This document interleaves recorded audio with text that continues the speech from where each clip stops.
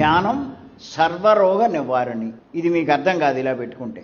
దీంట్లో ఉన్న ఒక అర్థం ఏమిటి అంటే, ధ్యానం వల్ల పొందే జ్ఞానం వల్లనే సమస్త రోగాలు నివారణ అవుతాయి.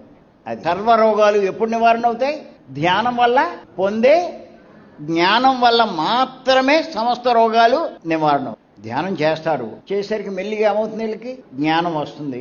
జ్ఞానం వస్తే అప్పుడు ఎందుచేతంటే, ఇది మీకు ఎప్పుడు అర్థమవుతుంది అంటే, ఈ రోగాలు రావడానికి కారణం ఏమిటి అన్నది మీరు తెలుసుకుంటే అప్పుడు ఇది అర్థమవుతుంది. ధ్యానం వల్ల కాదు సర్వరోగ నివారణ, ధ్యానం వల్ల పొందే జ్ఞానం వల్ల. అర్థమవుతుందండి? ఎందుకంటే రోగాలు అన్నవి 3 రకాల కారణాల వల్ల వస్తూ ఉంటాయి ఎవరికైనా. భౌతిక కారణము, మానసిక కారణము, ఆధ్యాత్మిక కారణం.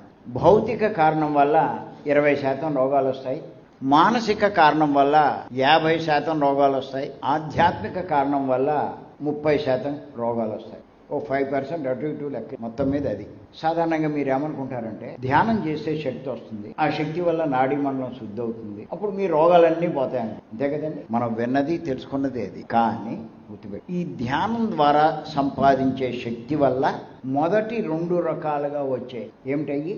భౌతిక కారణం, మానసిక కారణం. ఈ కారణాల వల్ల వచ్చే రోగాలు మాత్రమే పోతాయి. దేనివల్ల?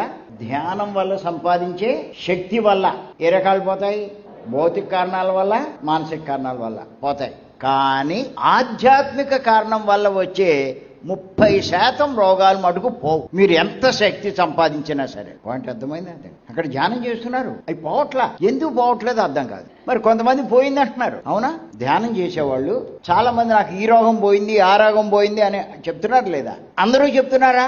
మరి అందరూ చెప్పాలిగా, మరి ఎందుకు చెప్పట్లేదు? పోలే, ఎప్పుడు పోలేదని అన్నారా? మళ్ళా కొంతమంది పోయినాయి అంటున్నారు. ఇక్కడ మనకి చాలా గందరగోళంగా కనిపిస్తుంది. కానీ కారణాల్లోకి వెళ్తే మీకు ఇది అర్థమవుతుంది.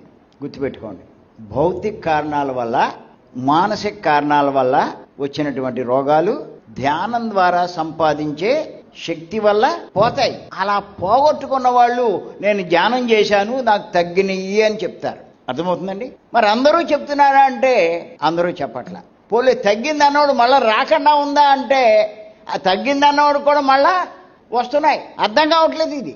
చివరికి పత్రి గారు చెప్పింది కరెక్ట్ కాదేమో అనే అనుమానం కూడా వస్తున్నది. అంటే కొంతమంది తగ్గుతున్నాయి, కొంతమందికి తగ్గట్లేదు. ఎందుకు తగ్గట్లేదు? సింపుల్గా చెప్పచ్చు, 3వ కారణం ఉందిగా. ఏంటా 3వ కారణం? ఆధ్యాత్మిక కారణం. ఈ ఆధ్యాత్మిక కారణం వల్ల వచ్చిన రోగాలు తగ్గట్లేదు.